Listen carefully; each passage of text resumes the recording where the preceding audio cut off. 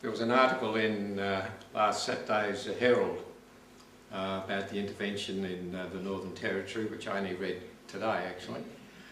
And I got the impression from that article that there's a great gap between the government's original intention, how it's government, and what actually happens on the ground in terms of how it's sort of executed. And one of the things that really I noticed was that the legislation has nominated about 20 centres around the Northern Territory, which will be developed into community centres into which all the funds and that for education and health and that are being poured into.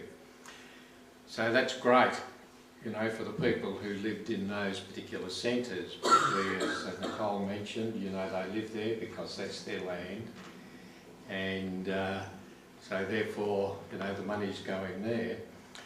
Now there's all those other communities out there in sort of more remote areas where have not been nominated, and from what I can gain from that article, it's expected that those people will sort of move into these other centres, and in the meantime whatever funding that might have been going to those other outer centres is being denied. So of course those people have got to get up and go, and of course being their country they don't want to go. So as a consequence, whatever standard of living they may have had is deteriorating, and they're living in great poverty and all of that. And that seems to me a consequence of what happens if you pick one area for great development. What happens to all the rest of them? Big question.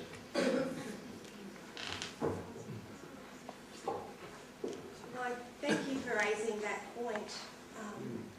For those of you who do want to read more about the importance of maintaining homelands and outstations, Professor John Altman from ANU has written quite extensively on the national benefits of maintaining these communities in remote areas that include maintaining biodiversity, protecting Australia's coastlines. There are a number of national benefits that we all gain from people remaining on country.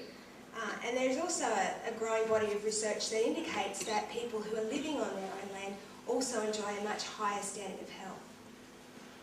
But once again, this is an issue that we need to have mature and informed political debate in this country, and Indigenous affairs is one area where that is poorly lacking, and I think that we're all diminished as a result of that.